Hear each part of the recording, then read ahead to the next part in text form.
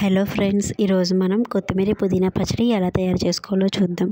దీనికి కావాల్సినవి 3 పుదీనా కట్టలు, 2 కొత్తిమీర కట్టలు తీసుకొని వాటిని బాగు చేసుకొని శుభ్రంగా నీళ్ళల్లో వాష్ చేసుకోవాలి. తర్వాత పక్కన పెట్టుకొని ప్యాన్ తీసుకొని అందులో ఆయిల్ వేడెక్కాక ఒక 25 ఎండుమిరగాయలు వేసుకొని బాగా ఫ్రై చేసుకోవాలి. ఫ్రై చేసుకున్న ఎండుమిరగాయలు పక్క మిక్సీ జార్లోకి తీసుకోవాలి. తర్వాత పోపులు, కరివేపాకు తీసుకొని ఫ్రై చేసుకోవాలి. ఫ్రై చేసుకొని ఇవి కూడా మిక్సీ జార్లోకి తీసుకొని పక్కన పెట్టుకోవాలి.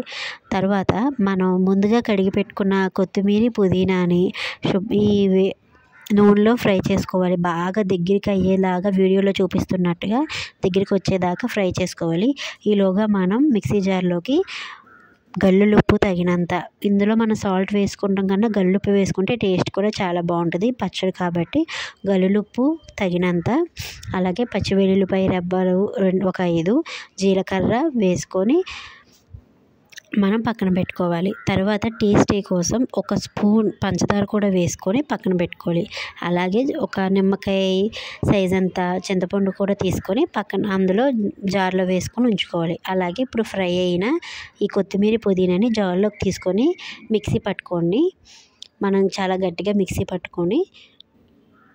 పట్టుకుంటే ఈజీ అండ్ టేస్టీ కొత్తిమీర పుదీనా పచ్చడి రెడీ ఫ్రెండ్స్. ఇందులోకి ఉల్లిపాయ వేసుకొని వేడి అన్నంలో తింటే చాలా టేస్టీగా ఉంటుంది. మేమైతే ట్రై చేసాము. అలాగే దోశల్లోకి కానీ ఇడ్లీలోకి కానీ కూడా చాలా బాగుంటుంది.